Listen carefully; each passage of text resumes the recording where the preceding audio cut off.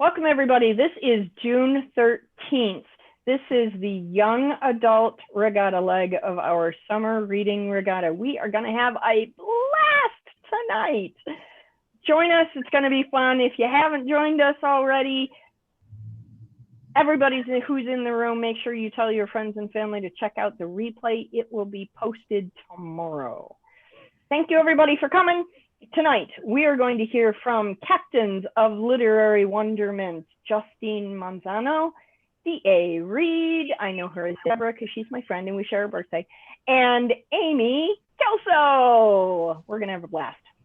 Andrew, will you please tell us about Sailor Shore School? Why, sure, I will. And if you've missed out so far this month on either Caroline or Kate, you really have missed out. Caroline gave us a fantastic workshop with images as prompts, and Kate gave us an even just crazy workshop on street and launch teams, and it's all very useful to authors, whether it be imagery or whether it be how to get the job done.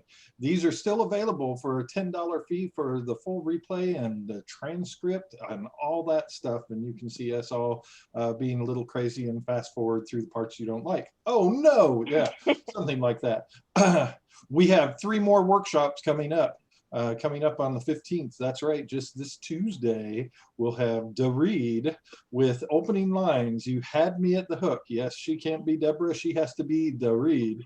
And she's going to teach us how to write those perfect sentences right at the start so that when they pick up your book and look at it, they go, wow, I've got to read the whole thing.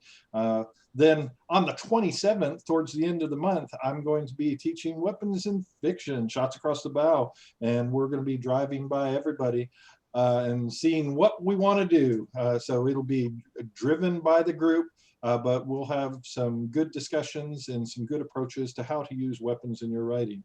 Then, to top off the whole month, Brent Seth and Christopher Gare will be doing Land Ho, world building. They're going to teach us how to build that world and put it together so that your readers want to become a part of it. All these, if you attend, are only $5, and you get a download afterwards and the transcript so that you can watch it over and over and over and over and over. One note for everybody, Deborah, Da Reed, her workshop is very family friendly. Bring the kids, bring the next door neighbor's kids, bring the next door neighbor. Have some fun and enjoy it. It's going to be a blast because Deborah always has fun. We'll see you there. And Christopher's confused. Christopher confused. Is Diana falling apart here? Uh-oh. I had nothing to do with this. Nothing. Do the Heimlich. All right, so we should keep going. Okay. Okay. Should we keep going? Well, yes, we should keep going. We can keep going. Diana will be back in a second, I hope. Sorry if about she's that. not, I will run up the street and go find her. It'll take I you will. about I will come find you. And I appreciate that. Okay. I have a Justine. unique set of skills. Sorry about that, guys. Justine, thank you very much for joining us. It's your first time with us, so thank you. Welcome. Thank you for having me. Kate, will you please pretty please do the introductions and this initial thing while I pull myself together? Yes. Are you able to put up the PowerPoints or no? Deep Yes. breath. Okay. Yeah. Don't worry about talking. Okay. So Justine, welcome to our world. I think, did you say that you have attended one before? I have. Awesome. Then you are not going to be totally terrified, running, screaming in the other direction. I may disappear just because, again, Diana does live like 5 minutes that way. I may have to go check on her. But if you could tell us just a little bit, Diana's bringing up the PowerPoint right now. Could you tell us a little bit about yourself, what you write, and what brought you here tonight? Sure. I am a young adult author. I mainly write young adult fantasy, and I am also an editor, and I work with a writing community called Write Hive, and I work as their editor in residence. Awesome. That is wonderful. What drew you to young adult? Young adults, I think it's such an interesting time in life, and people are kind of figuring out who they are in that time, or like really just getting started on that path. And I just love the idea of also the fact that it's usually a very dramatic world, very dramatic when we're teenagers, and so there's just a lot to tap into there, which I love dealing with that period of time in a person's life, because everything's sort of changing and they're figuring out what kind of adult they want to be. I think it says a lot that adults, including myself, do also enjoy reading young adult. I would say my number one favorite outside of present company, of course, author would be Christopher Pike. That was who I cut my teeth on, who as a young adult author was still able to bring in some of those elements transitioning to adult fiction. So Diana, do you have any other questions, or would you like for me to continue on to her taking the helm? You know what? I just have one more question before you start to read, and that is just piggybacking off of what Kate was just talking about. Who is your greatest literary influence? I have a few.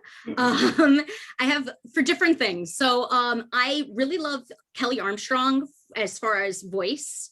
I just feel like she has such an interesting way of telling a story, and the way she gets into her characters' heads. And I really enjoy Patrick Ness, just because he's just such an interesting storyteller, and Leah Bardugo is another one. So I have different things that I like for different aspects of them. Perfect. I would love it if you would do a little setup with your book and then read a small 5 to 8 minute selection, and then we'll have more chat after you're done. Sure. So my book, The Order of the Key, is about a girl who finds out that she has powers, and she has inherited these from her family, and no one has told her. She's grown up all her life being secretly protected. And then one day she's attacked by these creatures, and a bunch of people show up knowing her already and ready to help her.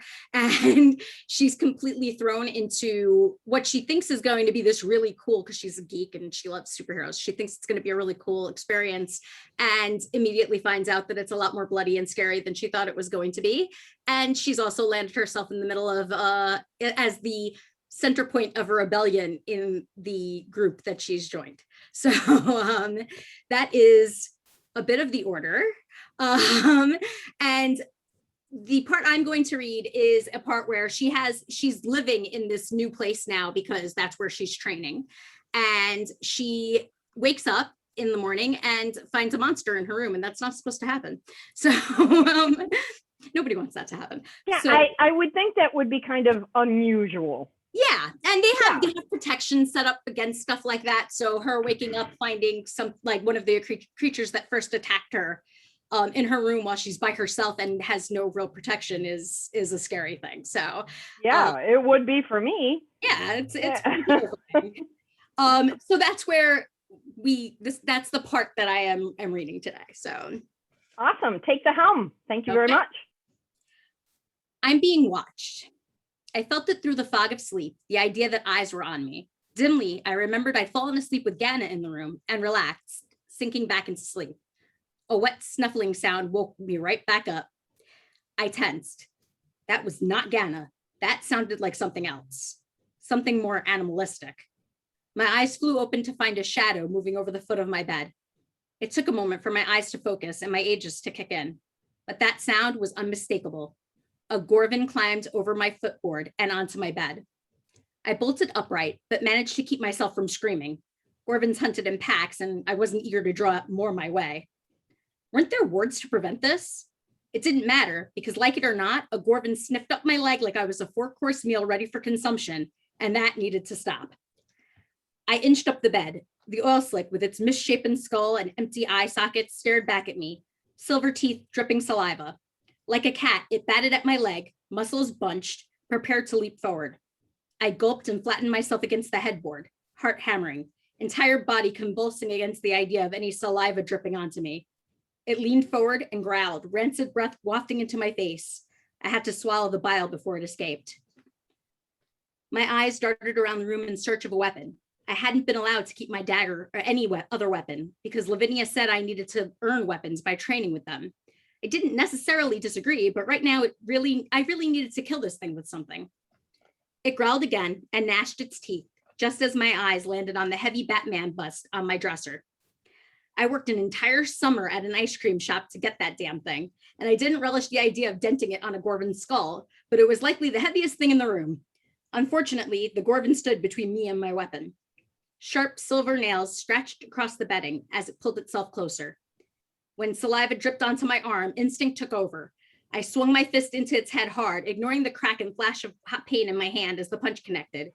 It crumbled under the blow, and I managed an uncoordinated kick in its side. Once it rolled off me, there was plenty of space to leap to my feet and run for the Batman statue.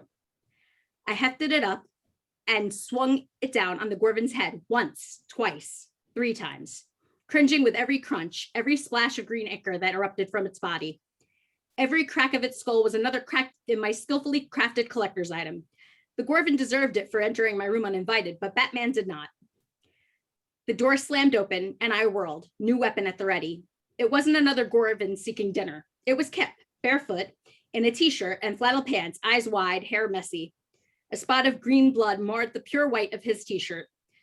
That spot meant there was another Gorvin in the estate. He rushed to close the door behind him. His eyes traveled over me, blinking, lingering on my legs for a moment before moving back up to my face. His hand gripped the doorknob hard enough to turn his knuckles white. Then the anxiety in his expression melted away, a crooked smile forming in its wake. The Dark Knight's seen better days. Are you okay? I nodded, looking at the Gorvin blood splattered across the long Wonder Woman t-shirt I wore as a nightgown. I killed something. Not helped kill something, but killed it without a second thought. I'd known I would have to eventually, but the reality of it had been hazy, an unformed thought. My vision blurred with tears. Kip wrapped me up in his arms, my cheek pressed to his chest. I tensed for a moment, confused by his constant seesawing between hot and cold. You're okay. You did great. His next words came as a prayer would. I knew you'd be okay. I relaxed into the hug. He was as scared as I was. The embrace, a moment of comfort for both of us. And hell if I didn't need comfort. It was there, snuggled against the chest of a guy I was harboring a massively complicated crush on, that I realized I wasn't wearing any pants. I tensed and so did he. He pulled back, his hand dropping to his sides, and he rocked on his heels. So, we should check on the others. The others, Ganna. My face must have reflected my panic because he stepped forward again, taking my face in his hands. Don't be afraid. Remember the alley. You can do this. No, I pulled away, my eyes frantically searching the room for her, as if I could find pieces of her scattered and blood-soaked chunks left by the creature. My heart seized. You don't understand. Ganna, she was here when I fell asleep and she left earlier, he said. I saw her in the hall. That doesn't mean she's okay. Everyone could have been woken up by a Gorvin of their very own. I babbled, my anxiety taking over. We won't find out unless we get out of this room. Kip leveled a weighty gaze on me. I tried to shake off my nervousness. Okay, what's happening? How did they get past the wards? I needed to do something. My family was out there. Well done. Yay. Thank you very much. That sounds like a lot of fun. I love this protagonist. I love her. I'm glad. So much fun. Wow, there's so much in this book. This is so much fun. But let me ask you this. We're going to have Christopher and Brent teach a workshop at the end of the month about world building. Can you just give us an idea of how you decided to create this world, and what were the big pivot points for you when you started your creation? This was really difficult because I feel like I've rewritten this book. I mean, this was the first book I ever wrote, and it took me 10 years before I got it to a point that it actually sounded like this. I mean, it was absolutely terrible at first. And none of those world building bits were in there at all. And there was just, I mean, it was basically a copy of every other book I'd ever read when I first tried to write it, and then slowly evolved into something better, I hope. The first ones are always the hardest. It was, I mean, I wrote other books in between. I rewrote other books. I just about given up on this book before finally turning to it again and realizing what to do with it. And I mean, I had so much fun coming up with and re-coming up with and cleaning up and fixing up and rebuilding the world, because it took a lot of tries to, I feel like, get it right. And it's a massive world build. It's an entire organization of different divisions of special abilities that they have. For instance, Jacqueline's is that she has enhanced, like she's called a body key. So any physical part of her is enhanced. So she's strong, she's got enhanced sight, sound, all of that. So basically bionic, right? Basically, yeah, like without the robot parts, but yeah. And the guy that she likes, he's a mind key, which means he can basically make you have hallucinations. He's extremely smart.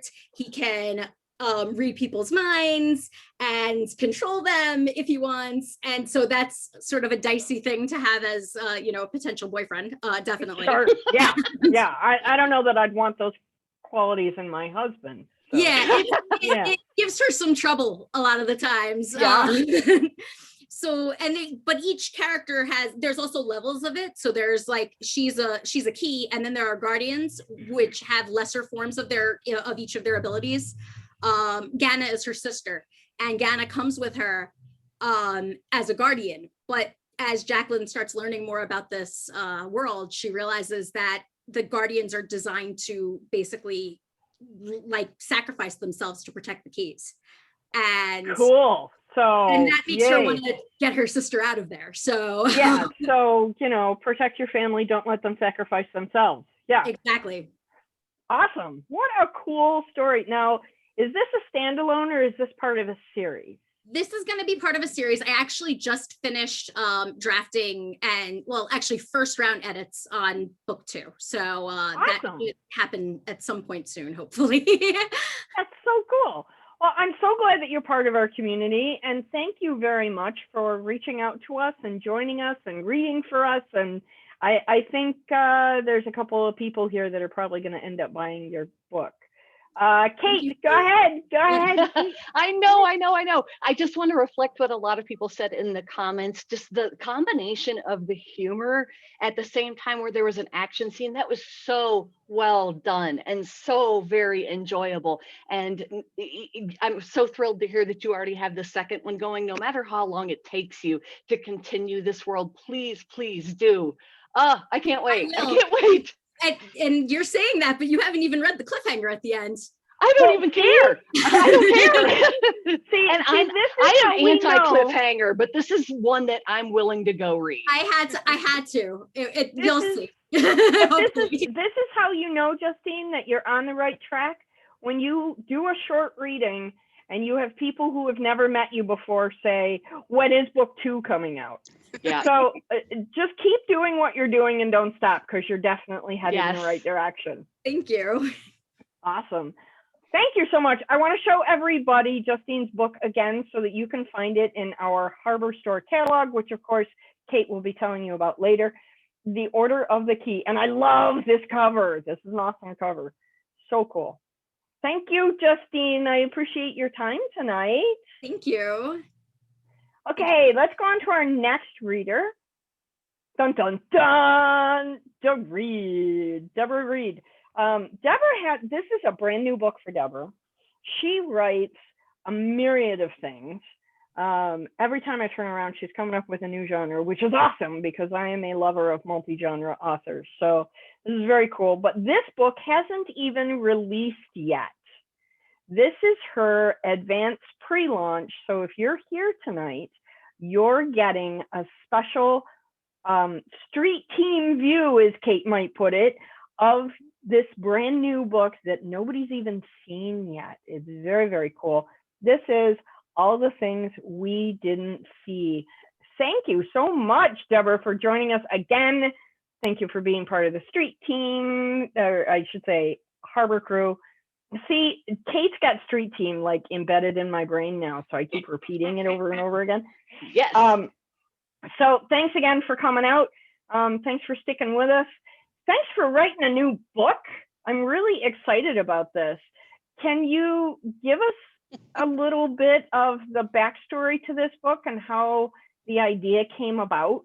Because this is a really difficult topic to write for young people. Yeah. So this book basically deals with depression and suicide, which is just a tough topic no matter what. I was looking for a new subject for my young adult novels, and as a lot of you already know, I try to deal with issues that kids and even adults deal with every day, but try to incorporate a message in there to kind of help them navigate through life and to find some of the answers and hope as they go through all of these changes, like Justine had mentioned. And my parents were the first ones to say, I think you should do it on like depression and suicide. And I immediately said, no, I'm not going to, no, that's just too much for me. I would be terrified that I would say something wrong, that I would do more harm than good, that I would hurt someone more than I would help them. And then I kept having people who I knew say, I've dealt with this, I'm dealing with this right now. And I began to see the importance of this. Now I'm going to cry. It's okay. We love you. And I realized that I needed to get past that fear, because this is something that needs to be talked about and it needs to be written about. And there were people that I didn't even know who are very close to me, who have been dealing with this, and I just didn't have any idea. And I think I learned so much about this and what to say, what not to say, what to do, what not to do in these types of situations, that I just didn't even have any idea until I had started to write this book. And I'm sitting here going, if I didn't know these things, there are so many other people who probably don't know them either. Right. And so through a lot of tears and angst on my part, the book is finally done. Yay! Yes. So talk to me about the age group for this book. This is a really heady subject. And yes, it is a young adult book, but I want it, because there are a lot of young adult books that younger readers can enjoy. But I want to make sure that parents who might be checking into this book for their young readers know what that age bracket range is. To me, being a mother, I would probably set the age higher than what a lot of other people would. But at the same point, I kept hearing over and over and over again, middle schoolers are dealing with this. Yeah. This is affecting so many more middle schoolers and even upper elementary students. I kind of set the age for 13 and up. Okay. There, just because there are some pretty heavy issues in it, obviously. Right. So I think parents should probably use their own discretion with knowing their child and what their child can handle. But I also know my husband is a middle school and high school teacher, and even he has said, Deb, some of the stuff that these kids read and that they know about or talk about is much more than what you realize.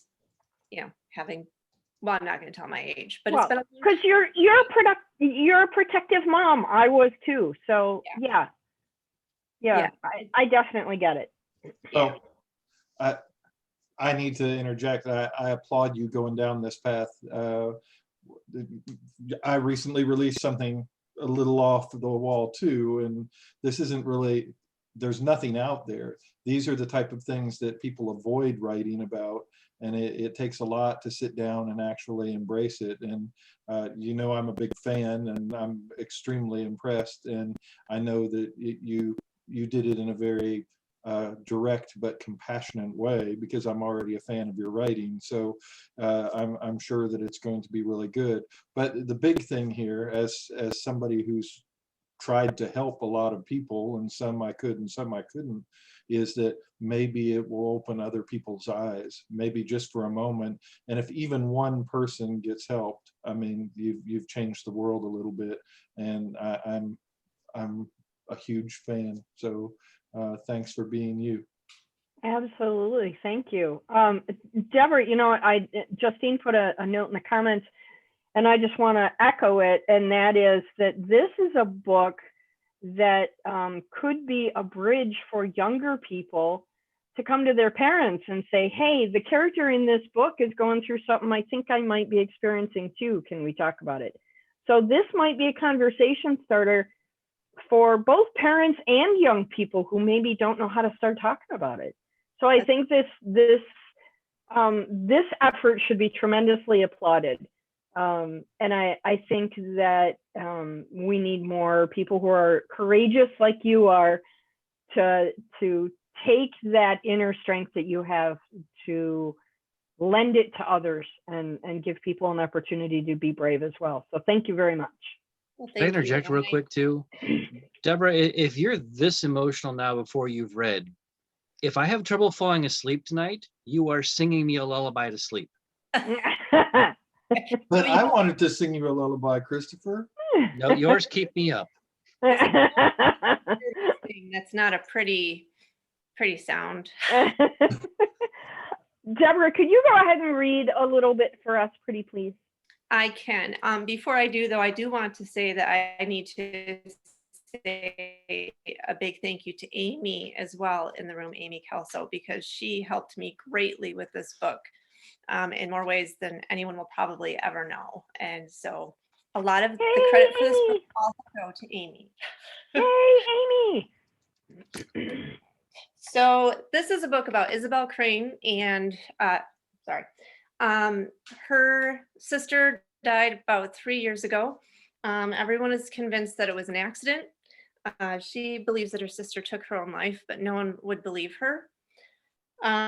So the scene I'm gonna read right now is she's just found her sister's diary and realized that everything that she had suspected is true. And she's kind of confronting her parents because her parents were very resistant to the idea that their daughter would have taken their own life. And just, so that you don't get confused, the housekeeper, Lorna, is going to be mentioned in this scene as well.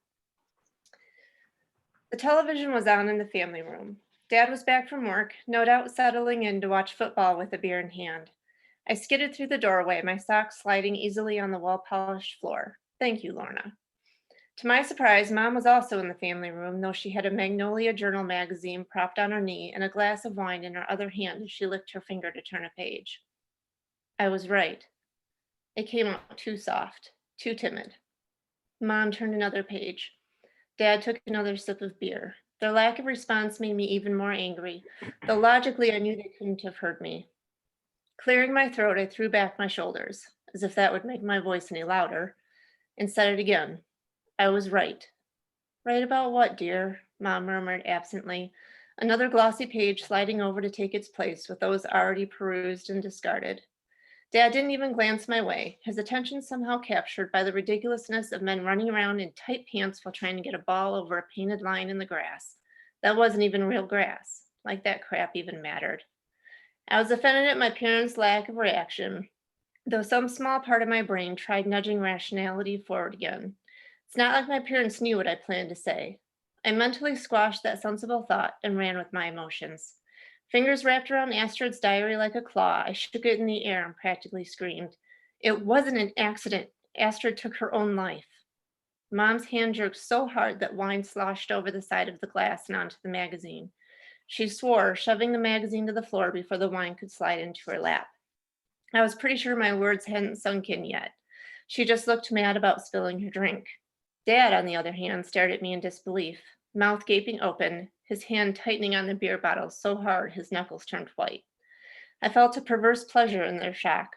I needed them to feel the same disbelief and devastation that continued to work its way under my skin, into my mind.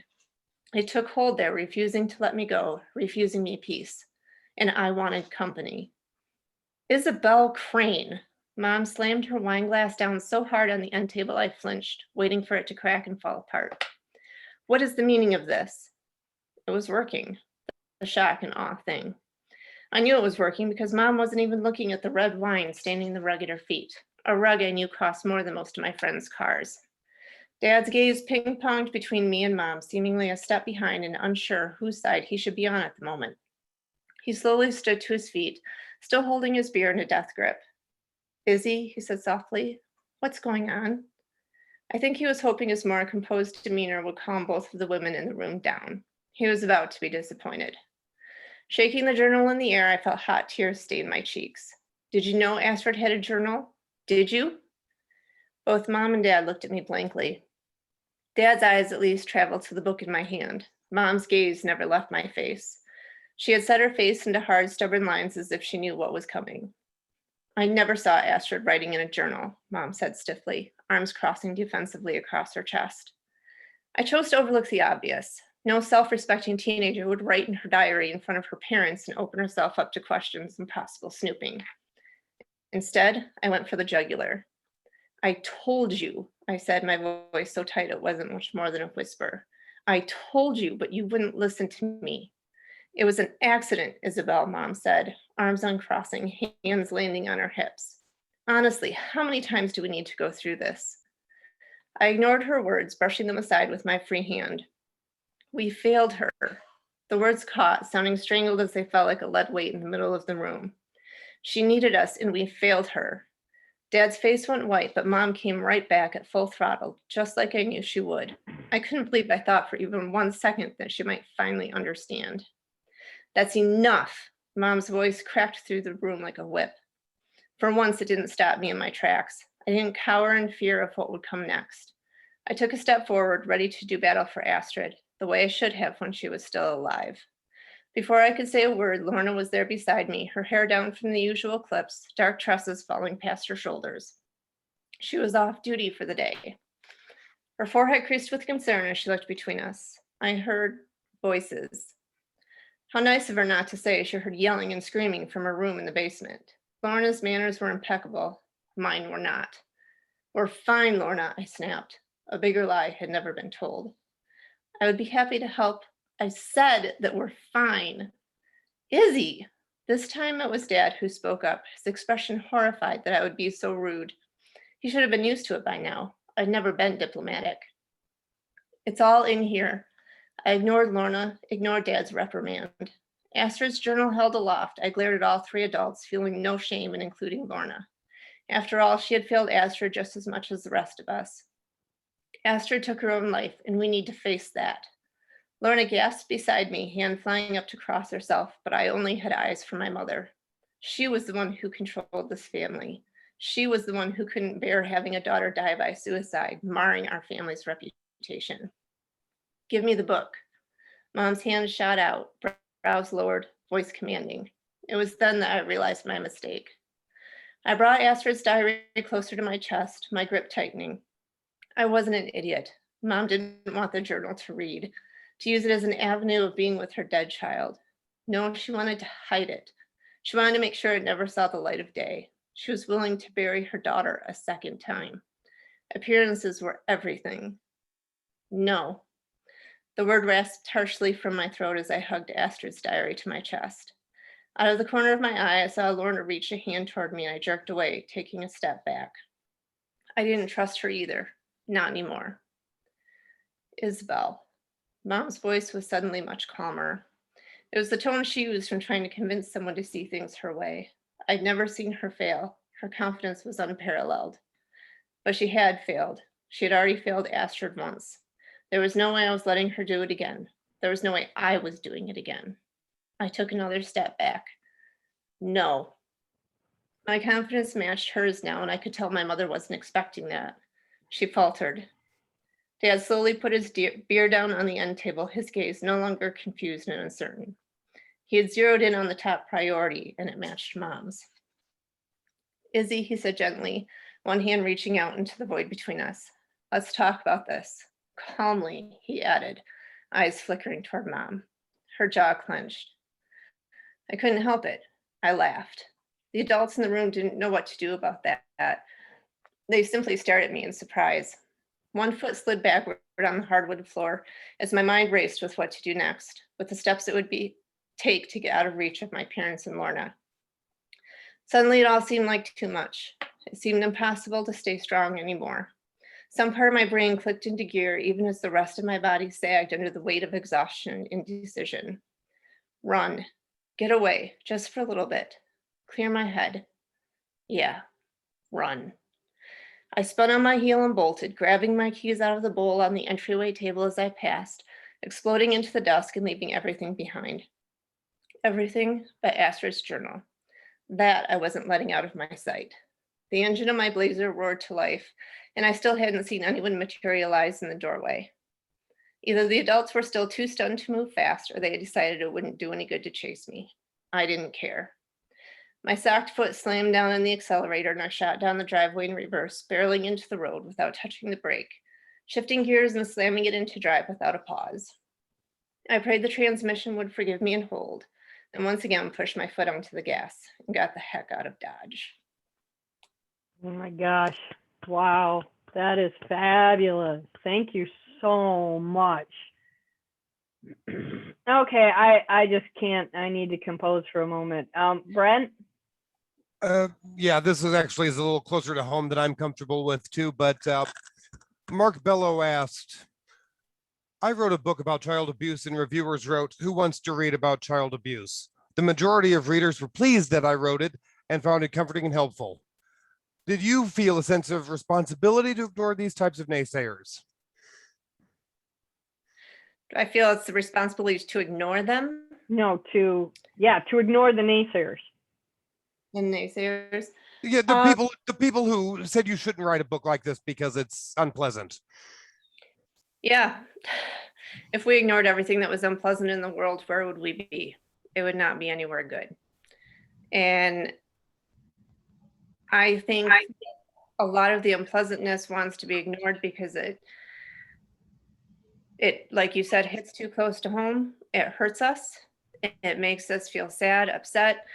And how many times in our life do we hear, we deserve to be happy, we deserve this, we should have peace and everything else. And it's like, okay, but if you ignore the truth of what's right in front of you, you aren't going to be the only one hurting. It's going to be a lot of other people too, who you could have helped or who you could have touched by actually bringing awareness to something. And I'm sorry, I'm probably going to cry through this whole thing. No, there was nothing worse than being in pain and have the people around you just dismiss it. Right, exactly. Yeah, and you know, my life has been touched by dear friends with suicide, so this is a thing that's really dear to me. So thank you so much for your incredible courage. Thank you so much. Luba asked, did you have a specific inspiration for this story, or was it just a topic that you felt needed to be told? I think the inspiration came from my refusal to write it and then suddenly having a lot of people and people who I didn't expect reveal how much they were fighting with it themselves. Mm-hmm. And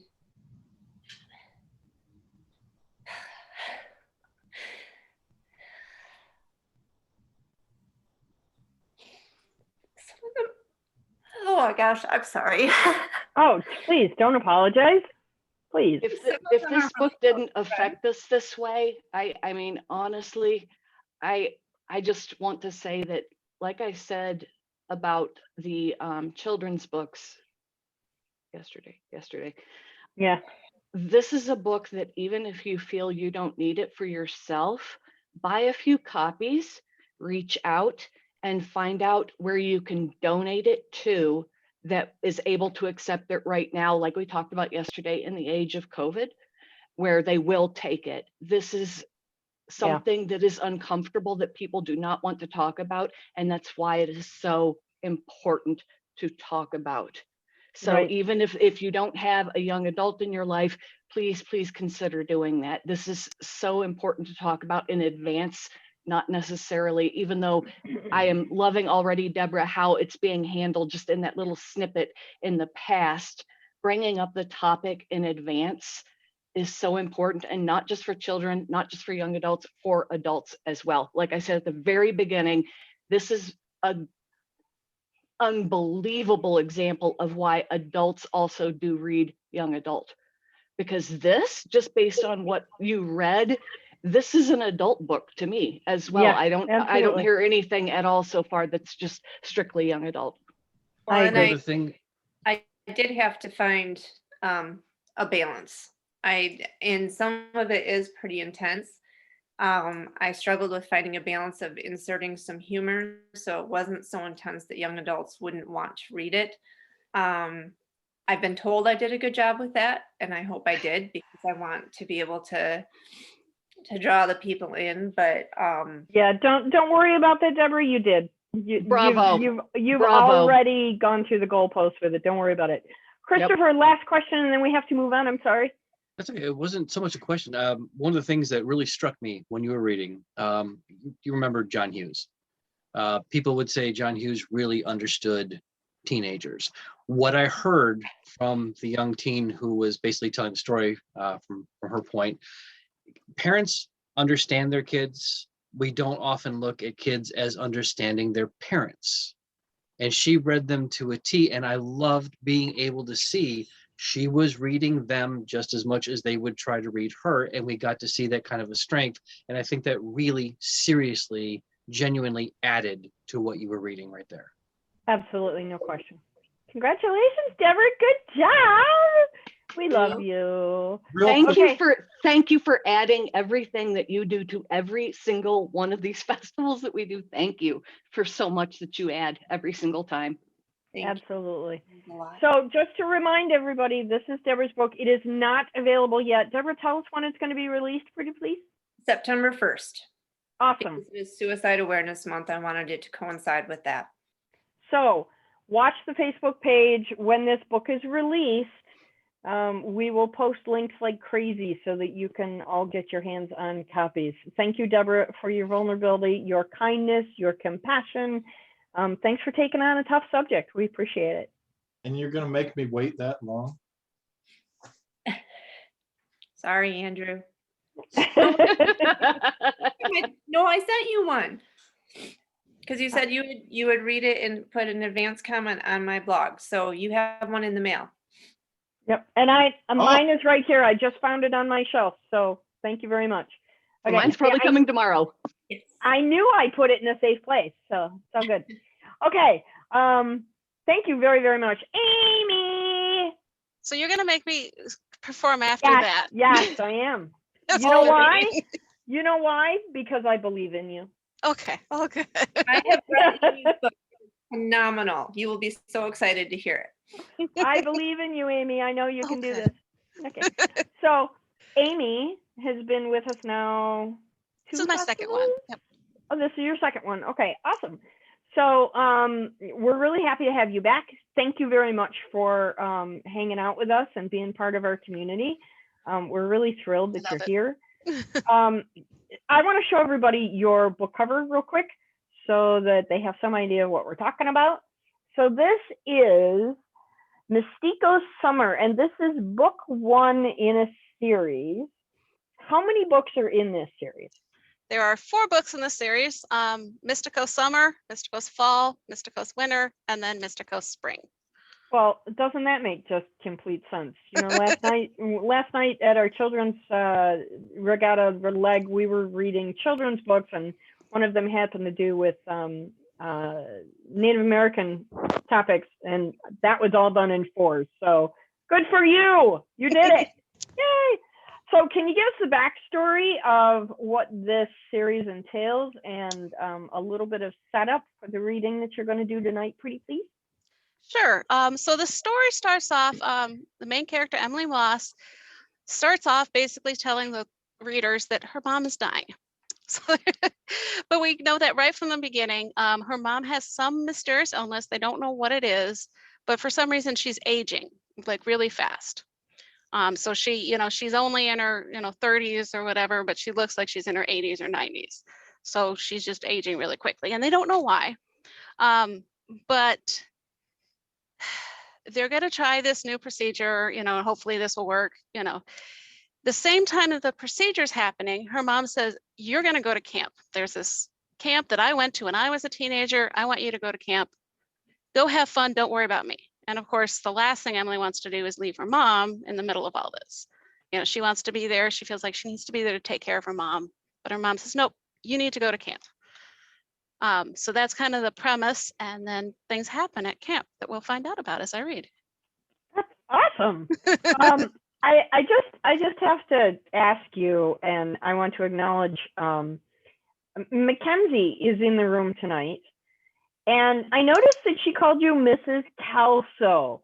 So can you just shout out to Kenzie. Is she a student? She is. Kenzie's one of my students and one of my fans. Yay. Thank you for being here. And thank you, Lindsay, I see as well. Yay. Lindsay's look a at that. coworker. So I love this. I absolutely love that students follow their teachers in these kinds of endeavors. I think it's awesome. Future authors of America. exactly. Yes, we're influencing the future and we don't even realize it. Amy, would you pretty please read for us? Sure. Okay, so this is the first day at camp, or the first night. They had the welcome campfire and stuff. They're walking back from the campfire. So that's where we're starting off. So I walked back to the cabin arm in arm with Rachel. I would never do something like that at home, but here it was different. I looked around and saw that most everyone was walking with another, holding hands or arms draped around each other. I could feel that the camp was filled with love, the real kind of love based on understanding and caring. It felt good, really good inside, a feeling I hadn't felt for a long time.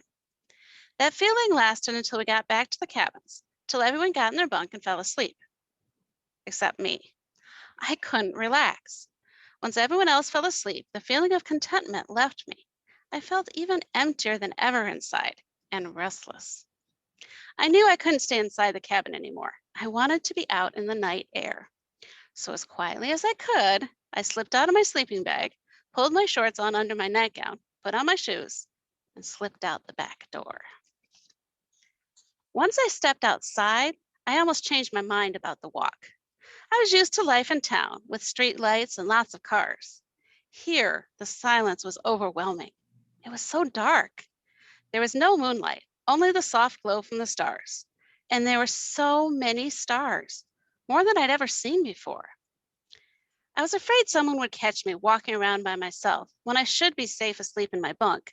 So I tiptoed past all the cabins, making sure to stay in the shadows, listening closely for any sound of someone still awake. But once I passed the cabins, I relaxed a bit. I no longer worried about someone seeing me.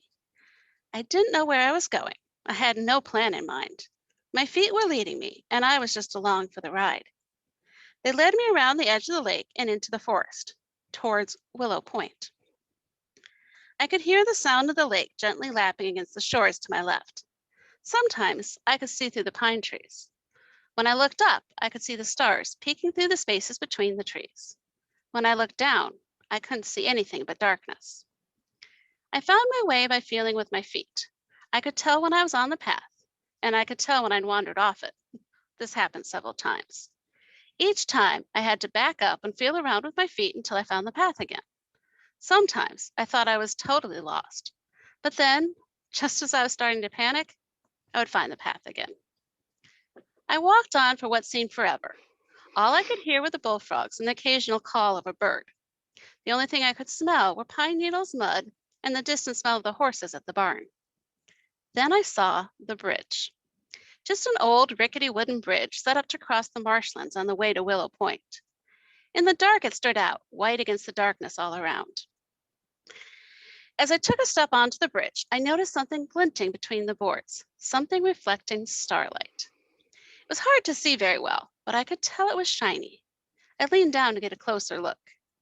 It was a necklace. There were 4 stones evenly placed around the edge of a circle, with a 5th stone in the center. In the dark, I couldn't tell the colors of the stones or what the necklace was made of.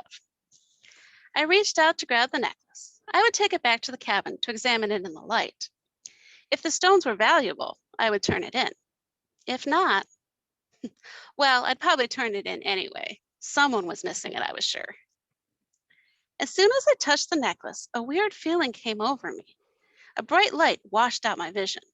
Then I suddenly saw a totally new sight in front of me. I was in a large room, like a cathedral or maybe a throne room. The walls were sandy color and had strange texture to them. Detailed pictures were carved into them, accented with gold and jewels. There were several fearsome men standing before me, wearing uniforms of red and gold. They bowed to me, or what was me but not me, each one trying to get lower than the others. They seemed frightened of me. I'd never seen someone look at me like that. I noticed another man hurled in the corner, quietly moaning. There were darker stains on his clothes. Blood, I realized. I saw my arm, but it was not my arm. waving at the other men, dismissing them. Go, I heard a voice command them. That they instantly got up and marched away. Just as quickly, the strange vision was gone. I was once again looking at the rickety white bridge shining against the black, starry sky. What in the world just happened? I felt scared inside. I wanted to turn around and rush back to the safety of my sleeping bag. But there was another feeling in me as well, a desire, almost a need to keep going. The bridge seemed to be calling me to cross it, and I couldn't refuse its call. On impulse, I put the necklace on and took a step. I went across slowly. With each step I took, it was getting easier to see. Even though it was well past midnight, it seemed to be getting lighter out. That's when I saw the sun rising above the lake, shining on a lush green forest that looked different from the ones surrounding the camp.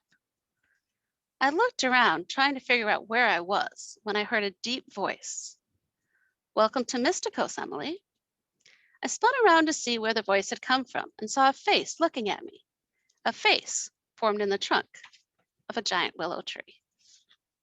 And you can see the face. Well done. How awesome. Oh my gosh, I'm completely captivated. I felt like I was 12 again, getting into Lord of the Rings for the first time. This is very, very cool. I'm looking forward to reading these books. This is so awesome. I'm going to ask you the same question that I asked Justine about world building. How did you start out building this world, and what was the big pivot point for you where you said, yes, this is the world I'm going to create? Well, I started with the bridge and the idea of the magic bridge going to another land, which actually I got from Bridge to Terabithia when I was a kid. Another great book. Yeah. It is. And so that's always been with me since then. But then thinking of, okay, she goes to this other world. What's this other world like?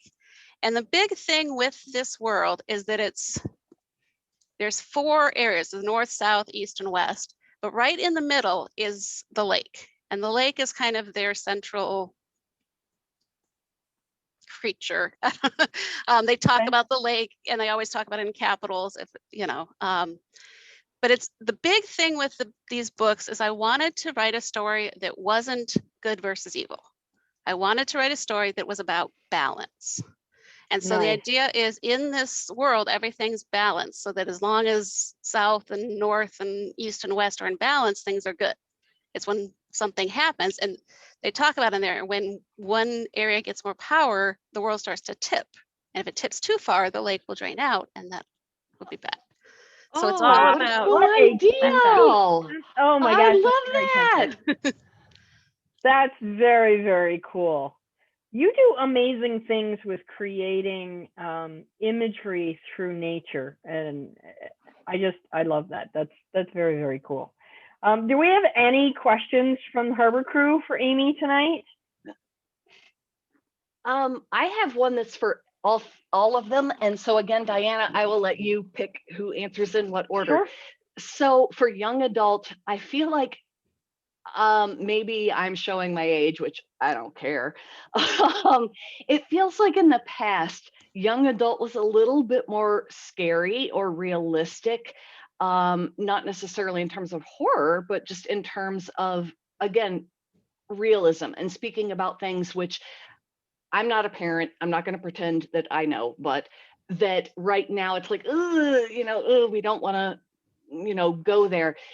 Do any of you feel like you felt those constraints as you were writing, that you were like, this might be just a bit too dark? I know that, Deborah, I think you mentioned it, where you did kind of walk a little bit of a fine line, but was there anything where your own upbringing or your own childhood or reading something as a young adult made you kind of hold back a little bit on what you're writing now?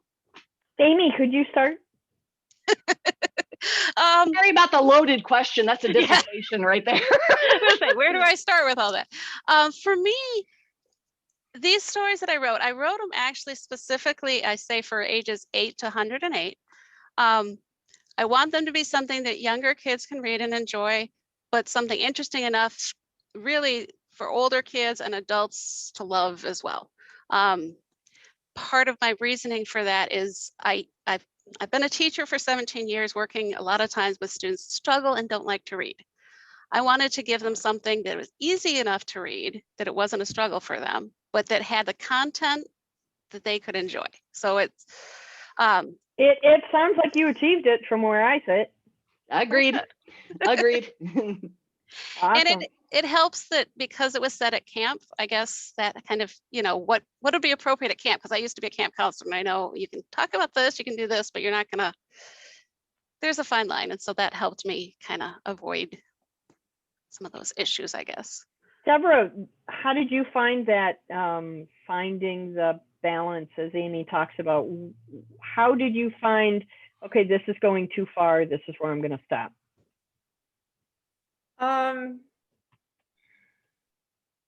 I talked to people, especially to people who had approached me saying that they were struggling with it as well. And there were certain aspects of it where they said, I think this might be going a little bit too far because it might also give this idea. And I think if you turn it this way, it would be a little bit better. And also trying to think of, yeah, if a younger kid picks up the book, as a mother myself, I know that kids will read things and watch things on TV that even their parents aren't always aware of. And so they're probably more aware of a lot of things. But what would I be okay with my child reading at that point? What would become too intense for them? And where, yeah, and finding that balance of the intensity needing to be there, but at the same point, not being so intense that it's going to make them turn it and run in the other direction. Right. And Yeah. again, a lot of that was just talking with people who have been there, talking with teachers. I talked with a lot of teachers and school counselors, just to kind of make sure it was right on track where it needed to be. Yeah, finding those boundaries can be tough, especially with such a sensitive topic. Justine, did you find anything in writing your book that you wanted to touch on and you kind of held yourself back and said, no, that's not quite a YA audience friendly thing? I'm bad and totally never felt like I should hold back. When I was a kid, I was a big time reader and I read across all age groups. And I really needed books about the kind of characters that I write. I specifically choose my characters as people who, you know, I would have liked to see and I would have liked to escape with when I was a kid. So I know how I was, and I know that I was like a little adult trapped in a teenager's body for most of my childhood. And I know that that's how a lot of the teenagers that I know in my life feel that they are. And so that those were the kind of people I was speaking to when I wrote my stories. Not the book that I read tonight has it's more fantastical, so it's not so much dealing with like really deep issues in people. It's the most that I really dive into is that her father, the main character's father, was not around, and she finds out now that there are very different reasons Right. for why he was not around than what she thought, which is just that he walked out on them. So Got she it.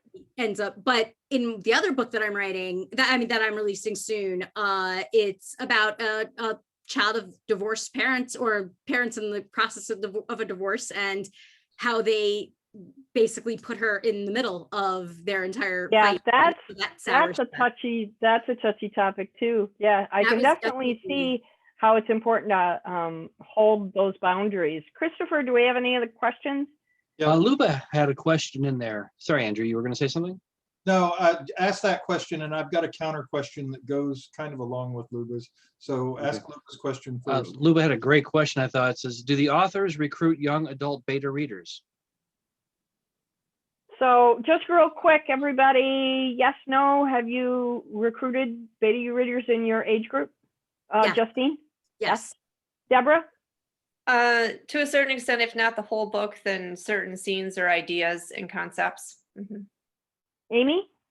Well, see, I'm lucky because I'm a teacher, so I've read my book in classes before and kind of got good reaction that way. So I've kind of built-in beta readers, which is nice. Captive audience, that always works. Exactly.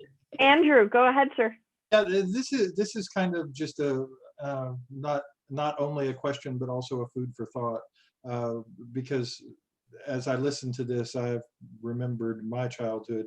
Do you, as you've walked through each of these books and become engaged, and Deborah with a very complex situation, and Justine and Amy with some young adult concepts and some adult concepts, do you feel that you're super in touch with the age group, or do you feel that you have your idea of what the age group is supposed to be?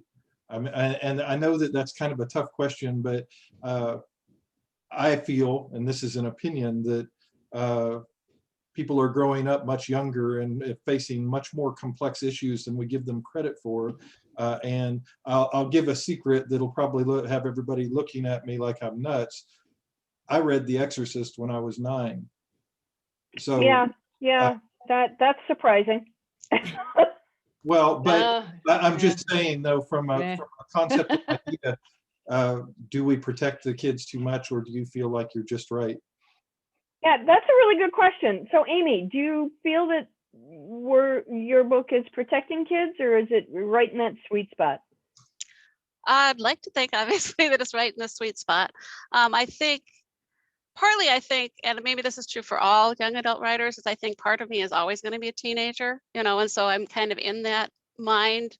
But it also helps being a teacher, being a mother, having, working with teenagers now, so I know kind of what they're doing. But a lot of it, there's differences, but a lot of it really is the same.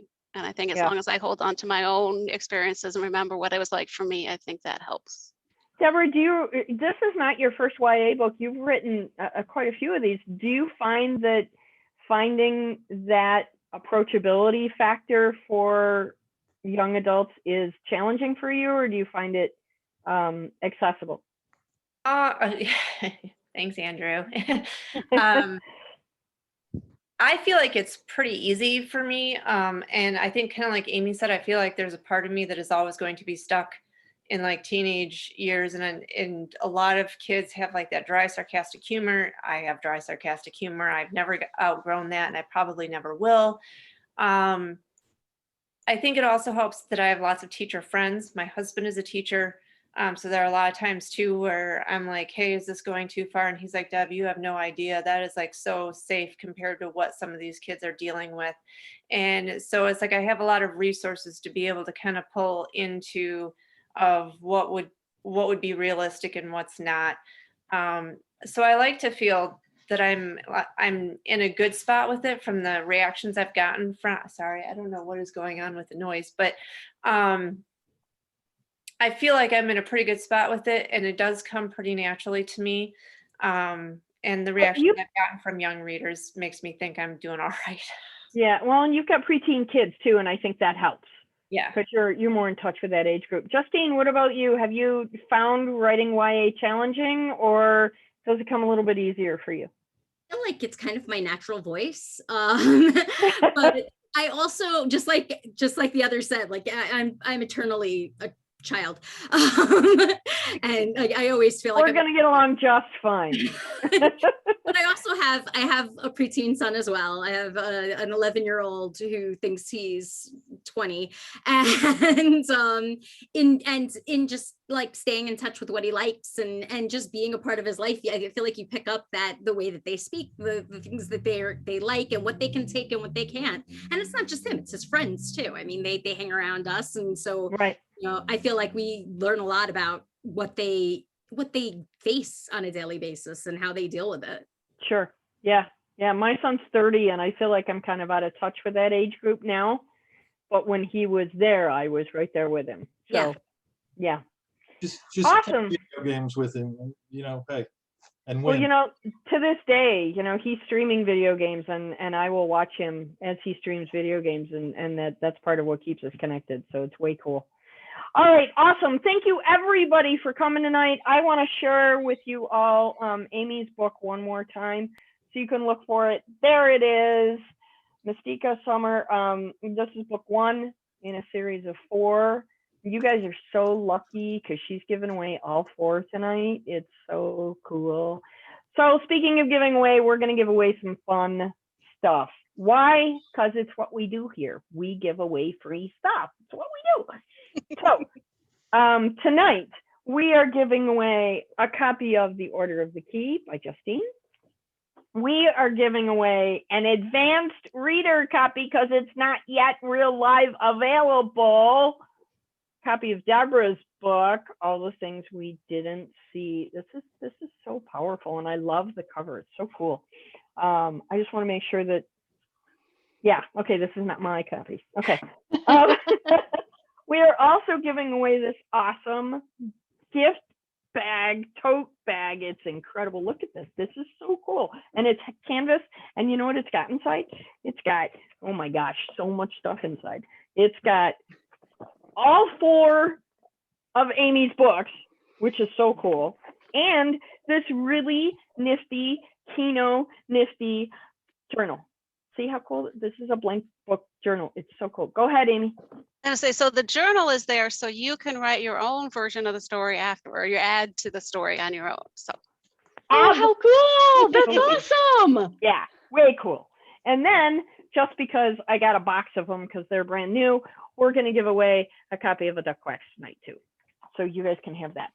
All right, so we're going to spin the wheel 4 times, give stuff away, and then we're going to chat with the authors because I know they have some special deals going on. And then we're going to do a wrap up thing. So let me share the handy dandy spinny wheel of happiness because I'm sick and I like fun things. Okay, here we go. So spinning wheel number 1.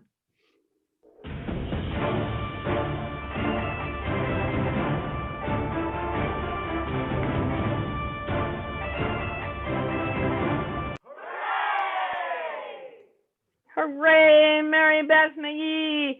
You get Justine's book. Congratulations. Here we go. Spinning wheel number 2.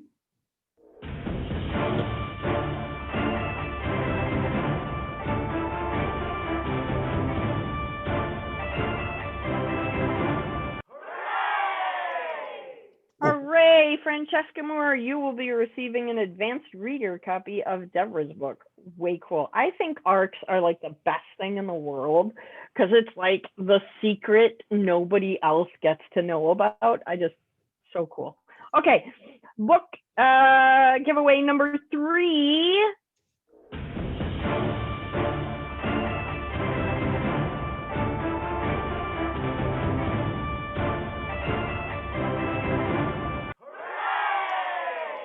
Hooray, Michelle! You get the Mysticos gift set. Way cool. You're going to love this. This is so cool. We have the most generous authors on the planet. They give away so much stuff. It's so cool. We're giving away 145 plus books this month. It's insane. Okay, and then the final.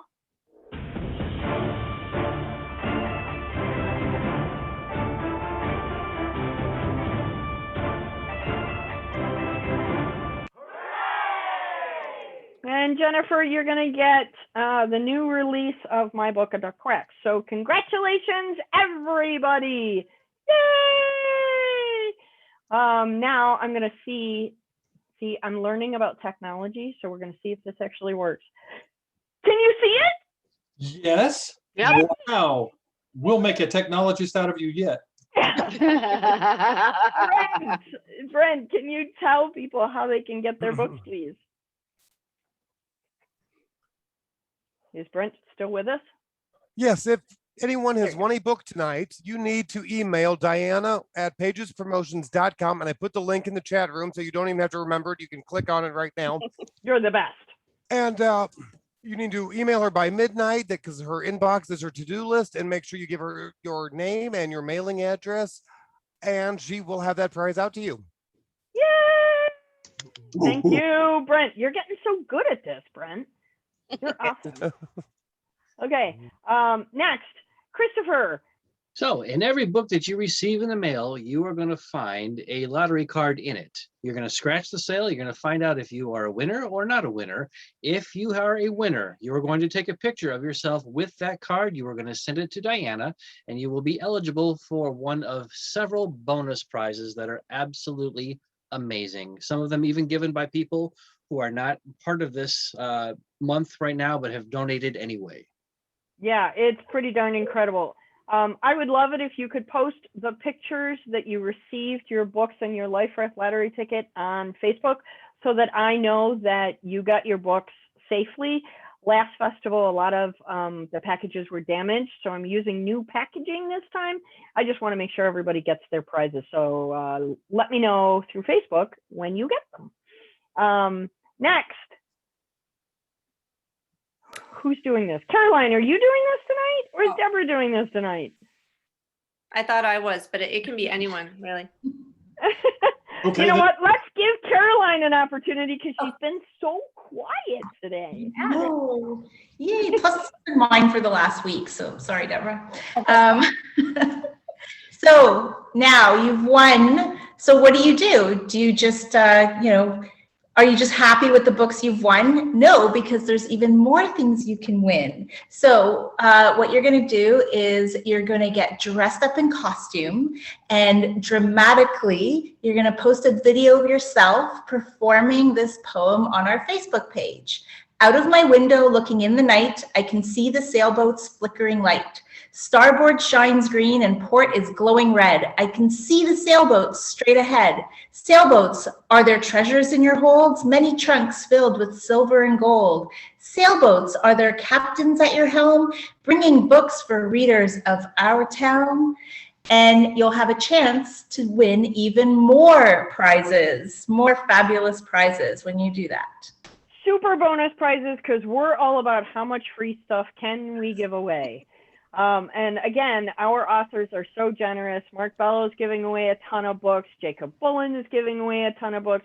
We created 2 new games, which I'm not going to go into tonight because we're over time, but we'll be talking about those more as the month goes on. Super fun stuff. We're just having a blast here. And wait, there's more. That's not all. Arr. Yeah, of all the videos, our membership will vote for the ultimate performance, and that person will win an astounding prize. We call it the Embracing the Thrill of Fear Grand Prize. We'll start with a copy of A Slice of Fear by little old me. Then we'll take it to the next level, and you'll find your way to Barnes & Noble, where you will spend your $50 gift certificate on new books and pirate booty and fun stuff. But that's not all. Can't stop there. You also have to go out and use your $25 gift certificate to eat, drink, and be merry. Get a nifty eye patch, some great booty. But what better way to face your fears and move past it with books and your imagination? Arr! Thank you, Andrew. And again, this prize package has been donated by Andrew and his amazing generosity. So thank you very, very much, Andrew. We adore you to the moon and back.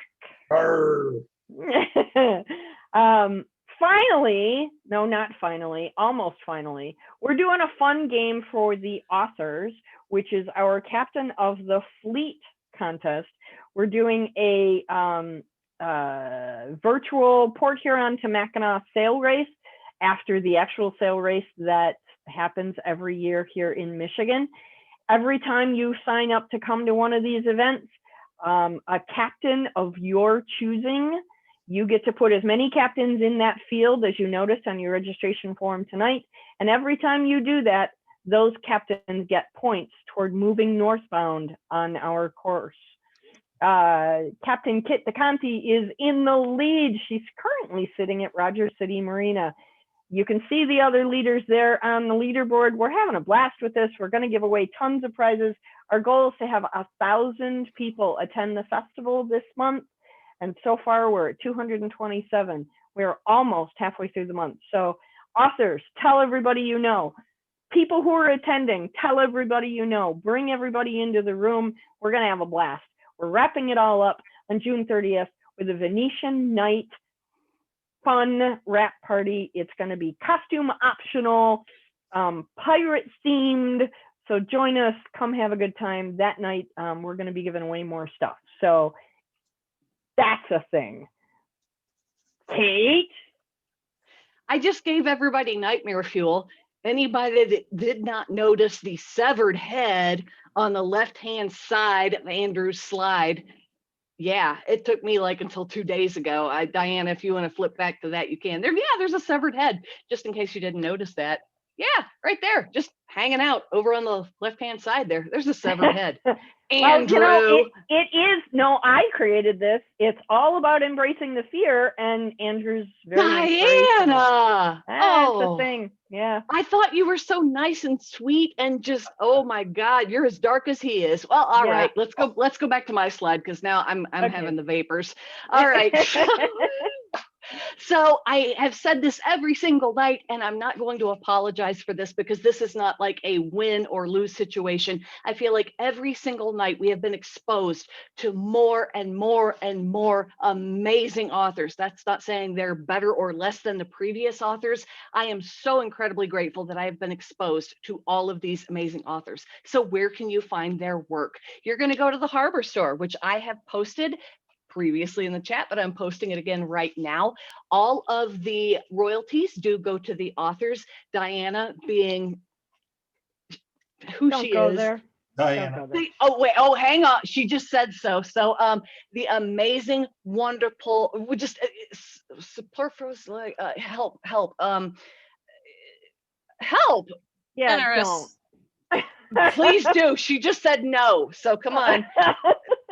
Just finish. We have to be done. Through the generous machinations of our wonderful host and sponsor, she has given us the ability to make money with nothing for herself. It is so selfless that it makes us float above, and we feel great about it every moment of every day. She's trying to shut me up now. So I will continue to say Diana is hands down one of the most wonderful, absolute, hands down supporter of indie authors in general, authors, also not even just indie authors. And so she has said, you know what, I'm not taking a single penny from anything that comes from the Harbor Store. All of that is going back to the authors. So head over there. The links that are at the Harbor Store are the ones that the authors provided.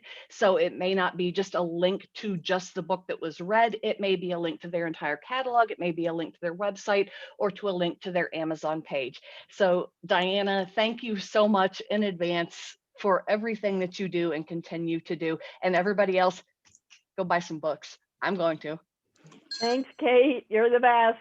I adore this community. That's why I keep doing it, because, you know, I don't think that you can have too many books on your shelf. Thank you so much, everybody, for coming out tonight. Real quick, because we're so over time. Justine, do you have any specials coming up that our audience should know about? I do. On Tuesday, my second book, Never Say Never, is coming out. And I will be also doing a release party on Friday, and you can find out all about that on my website, which is JustineManzano.com. And you will put a link to that on our Facebook page, yes? Yes. Awesome. Amy, what about you? Okay, so if you didn't win the books tonight, I do have this book, Mystical Summer, the one I read from today, is a free download ebook up till Thursday, I think, of this week. So I'm going to give you the link right now in the chat. You can go to Amazon and download it for free. I want everyone who wants to read the book to get to read the book. So awesome. Awesome. Deborah, anything going on we need to know about? Just that I am inviting you all to the workshop, Sailor Shore School workshop on Tuesday night. And like they said, it's very family friendly. I've taught this workshop to kids, to adults. Everyone has seemed to enjoy it. So if you know kids who would want to come, I mean, please make sure that they know about it. And I will also be giving away a leather-bound journal at the end of it, along with the rest of the whatever else Diane is planning to give away. So that would be great for adults or children to be able to write their own stories. Awesome. Thank you very, very much. Shots across the bow, Caroline Tepperman. So as someone who didn't grow up reading any YA novels, really, I just wanted to say thank you to, there weren't any around, my parents weren't into it, Amy. I just wanted to say thank you to the writers today, because I'm always looking for great books that I can pass on to my nieces and nephews that they'll enjoy. So I really appreciate it. Christopher Gare, Shots Across the Bow, sir. I think I came into it with a preconceived idea of what young adult fiction is. And after hearing the three readers tonight, I want to say it's been completely redefined. Absolutely. Kate McNeil, Shots Across the Bow.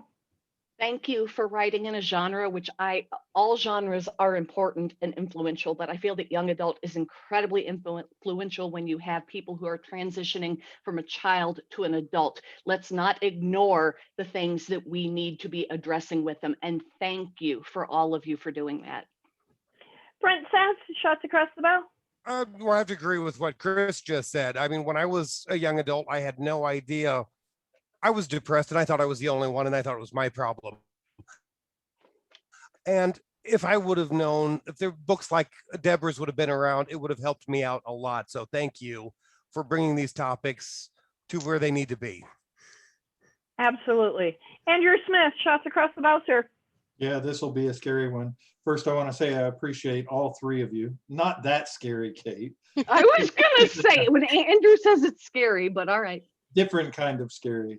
Inga Rudholm, who writes young adult as well, and I have been at shows together, and we will be at 15 additional shows for the rest of the year.